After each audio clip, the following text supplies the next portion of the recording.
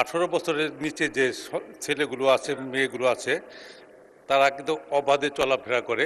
বিভিন্ন স্কুলের পাশে যে মেয়েদের ইভটিজিং করে, রাস্তাঘাটে মানুষের প্রতিবন্ধকতা সৃষ্টি করে। আমাদের এলাকায় বা সারা দেশেই বিশেষ করে যে 18 বছরের নিচে যে ছেলেগুলো আছে, মেয়েগুলো আছে, তারা কিন্তু অবাধে চলাফেরা করে। তাদের কাছে সিগারেট সহ মাদক জাতীয় জিনিসগুলো বিক্রি করা হয়। এগুলো কিন্তু একটা আইন হয়তো ছিল একসময়, যে 18 বছরের নিচে যারা অপ্রাপ্তবয়স্ক তাদের কাছে এগুলো বিক্রি করা নিষেধ। কিন্তু সে যদি আইন থেকেও থাকে, তার কিন্তু কোনো প্রয়োগ নেই।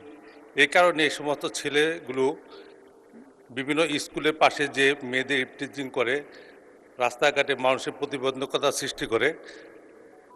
আপনার মাধ্যমে আমি এটা মাননীয় আইনমন্ত্রীর কাছে জানতে চাবো যে এই আইনটি কি এখনও বলবৎ আছে কিনা। যদি আইনটি বলবৎ না থাকে, তাহলে যেন এটা আইনে পরিণত করা হয়। এতে করে আমাদের যুবক সমাজ রক্ষা পাবে এবং আমাদের সন্তানেরা নির্বিঘ্নে লেখাপড়া করার জন্য স্কুলে যেতে পারবে এবং স্কুলের আশেপাশে যে এরা আড্ডা মারে বা বিভিন্ন শিক্ষা প্রতিষ্ঠানের পাশে যে এরা আড্ডা মারে, সেগুলো প্রতিরোধ করতে হবে। এজন্য আইন প্রয়োগকারী সংস্থা যেন সেদিকে সজাগ দৃষ্টি রাখে। আপনাকে ধন্যবাদ।